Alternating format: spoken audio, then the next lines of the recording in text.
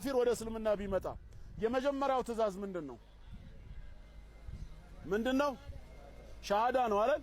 በሻሃዳ ካልሰለመ ቀጥታ ሰላት ቢሰግድ መቅቡል ነው? ሰላቱ ተቀባይነት አለው? መጀመሪያ መስለም አለበት። እንዳትረሱ ይሄን ጥሩ። እነሱን ጋር ምን እንሂድ? ከእስልምና ወደ ኩፍር የሄደ ሰው መጀመሪያ ምንድነው የሚያደርጉት? ይመን ይጠመቅ ነው አይደል የሚሉት? ሳያምን ሳይጠመቅ የክርስትናን ህግ መተግበር አይችልም ይላሉ።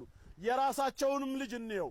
ከተወለደ በኋላ እንደ ኦርቶዶክስ ወንድ ልጅ በ40 ቀን ሴት ልጅ በ80 ቀን እንደ ፕሮቴስታንቱም ቢሆን ካደገና ከተማረ በኋላ ሲያምን ምን ይሆናል? ያንን ሳያደርግ ክርስቲያን አይሆንም አይደል? አሁን ወደኛ ልንመጣ ነው።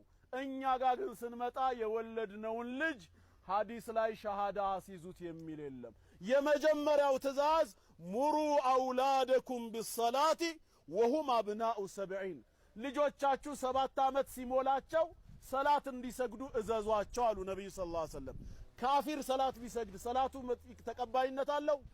ለምንድነው ታራ ሰላት እዘዙ ያሉ? ለምን ሻሃዳ አስይዟቸው አላሉም? ሙስሊም ሆነው ተፈጥረዋል፣ አልተቀየረማ።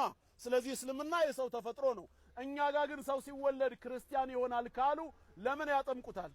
ለምን ክርስትና ይነሳል? እናቱ ክርስቲያን አባቱ ክርስቲያን የተወለደው ልጅ ግን ይጠመቃል። ለምን? ክርስቲያን ከሆነ አይደለማ። ስለዚህ የሰው ተፈጥሮ ምንድነው? እስልምና ነው። የሌላው ሰው ሰራሽ ነው። ግልጽ ነው። እስቲ ከረሱል ጋር ጀነት መገናኘት ፈልጋለሁ የሚል እጁን ያውጣ። እንዳታወርድ የሚያወርድ አይፈልግም።